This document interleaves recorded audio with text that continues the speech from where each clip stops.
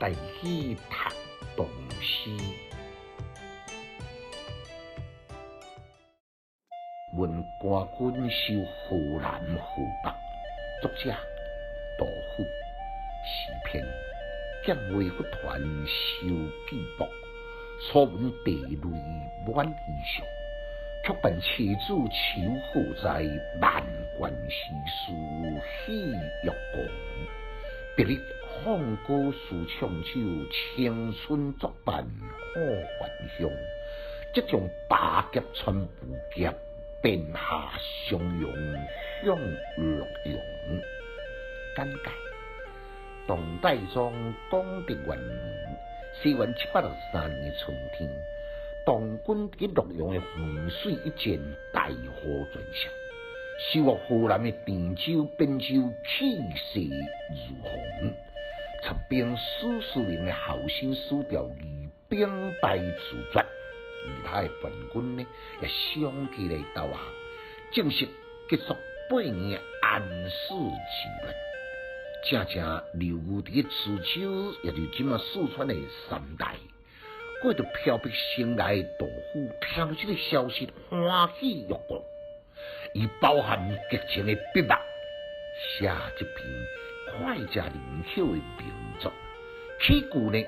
都非常的出奇性命，充分展现一部的独言，敢若像春雷乍响，惊喜的洪流冲开不值珍贵的情感杂论，泪满衣裳是喜极而悲，悲喜交集，逼真的表现。个人颠沛流离思想，天下重新历完一苦，拢会当得到了救，这是一种忧国忧民、内心喜欲狂的写照。惊喜的感情，迄个洪流一波一波降去连天的高潮，则动相讲，既然他那生失，马上飞倒转去故乡。弹指之间，敢若亲像经过4个地名：八劫、无劫、襄阳、洛阳，急速飞驰的画面，一个接过一个，眼前一闪而过，真是展现想象，又或是描写实景，这正是生平第一首的快诗。这首诗呢，伫头一句的点题，其他的每一句拢是突发符文胜利了后的惊喜之情，万福全员，喷涌直下，